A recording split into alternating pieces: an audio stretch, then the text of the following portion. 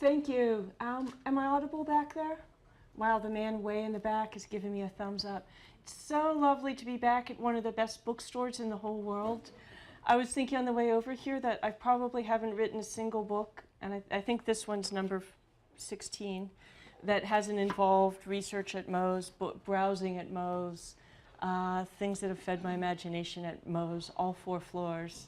So it's really wonderful to be back at Moe's and to see my friend Summer living up to her name in the middle, and my fabulous students Amruta and Gabriella from UC Berkeley in the back. So this book has had a funny history. I wrote an essay very casually. The great writer Marina Citrin was staying with me. She'd kind of taken refuge with me from a marital breakup. And the first evening she got really cheerful and a bottle of wine was involved. I started regaling her and my brother David with half-jokingly with this proposal that I was going to write something someday called Men Explain Things to Me, and just started telling stories. And Marina looked at me very intently through the red wine and said, "You need to write that down, because young women like my sister need to know that the problem isn't them.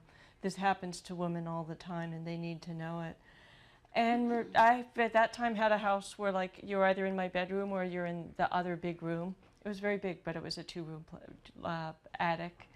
And so Marina slept in later than me those days, so I served her Men Explain Things to me for breakfast, and then tried to figure out what to do with it. And of course, like most of the essays that I feel most strongly about, the political essays over the past dozen years, it went to Tom Engelhardt at Tom Dispatch.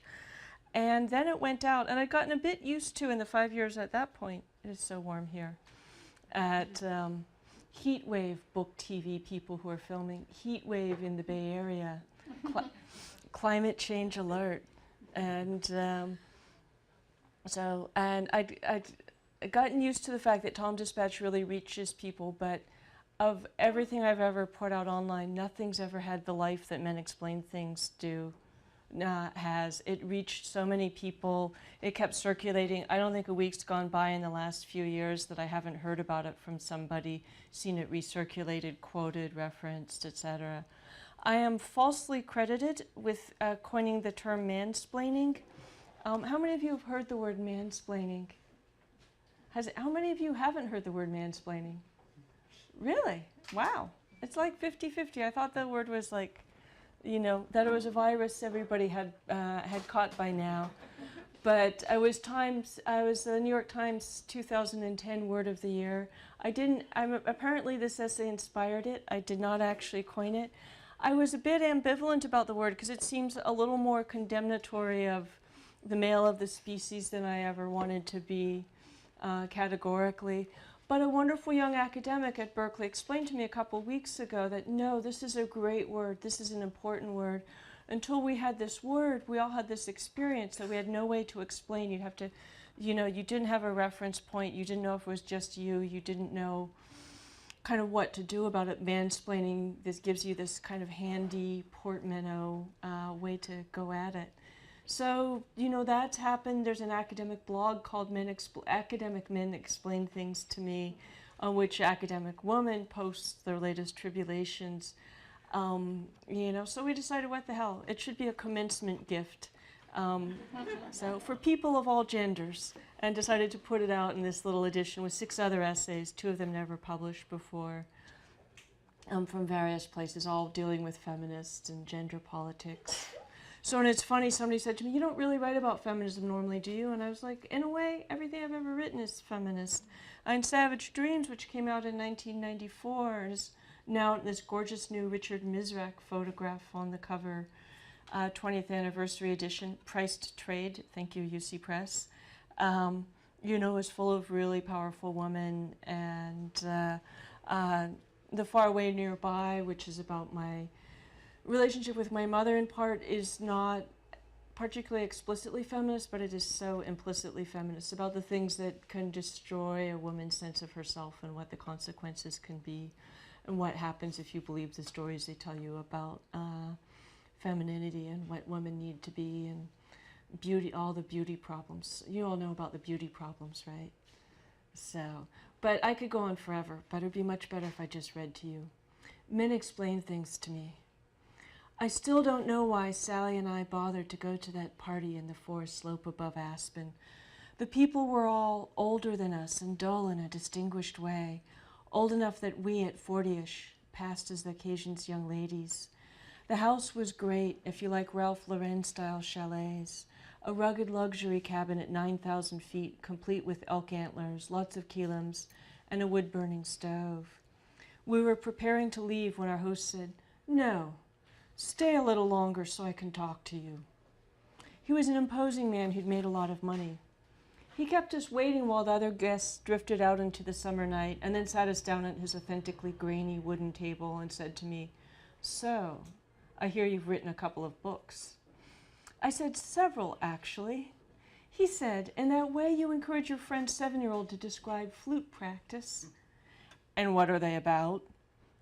"They're actually about quite a few different things, the 6 or 7 out by then. But I began to speak only of the most recent on that summer day in 2003, River of Shadows, Edward Muybridge and the Technological Wild West, my book on the annihilation of time and space and the industrialization of everyday life." He cut me off soon after I mentioned Muybridge. "And have you heard about the very important Muybridge book that came out this year?" So caught up was I. How many of you know how this ends? Well, I hope this is like a reassuring bedtime story that you'll enjoy every time. Here it is again. So caught up was I in my assigned role as ingenue that I was perfectly willing to entertain the possibility that another book on the same subject had come out simultaneously and I'd somehow missed it. He was already telling me about the very important book, with that smug look I know so well in a man holding forth, eyes fixed on the fuzzy far horizon of his own authority. Here let me just say that my life is well sprinkled with lovely men, with a long succession of editors who have, since I was young, listened to and encouraged me and published me, with my infinitely generous younger brother, with splendid friends of whom it could be said, like the clerk in the Canterbury Tales I still remember from Mr. Pellin's class on Chaucer, gladly would he learn and gladly teach. Still there are these other men, too. So Mr. Very Important was going on smugly about this book I should have known when Sally interrupted him to say, "That's her book." Or tried to interrupt him anyway, but he just continued on his way. She had to say, "That's her book," 3 or 4 times before he finally took it in. And then, as if in a 19th century novel, he went ashen that I was indeed the author of the very important book it turned out he hadn't read, just read about it in the New York Times Book Review a few months ago. So confused, the neat categories into which his world was sorted, that he was stunned speechless for a moment, before he began holding forth again. Being women, we were politely out of earshot before we started laughing, and we've never really stopped. So, see, now it's now, what is it? It's 11 years later. See, still, it was very, I like incidents of that sort, when forces that are usually so sneaky and hard to point out slither out of the grass and as obvious as, say, an anaconda that's eaten a cow or an elephant turd on the carpet. Yes, people of both genders pop up at events, notably at most. Book readings in Berkeley have always been special. People of both genders pop up at events to hold forth on irrelevant things and conspiracy theories, but the out-and-out confrontational confidence of the totally ignorant is, in my experience, gendered. Men explain things to me and other women, whether they know what they're talking about. Some men. Every woman knows what I'm talking about. It's a presumption that makes it hard at times for any woman in any field, that keeps women from speaking up and from being heard when they dare, that crushes young women into silence by indicating, the way harassment on the street does, that this is not their world. It trains us in self-doubt and self-limitation, just as it exercises men's unsupported overconfidence. I wouldn't be surprised if part of the trajectory of American politics since 2001 was shaped by, for example, the inability to hear Colleen Rowley, the FBI woman who issued those early warnings about al-Qaeda. And it was certainly shaped by a Bush administration to which you couldn't tell anything, including that Iraq had no links to al-Qaeda and no WMDs, or that the war was not going to be a cakewalk. Even male experts couldn't penetrate the fortress of their smugness.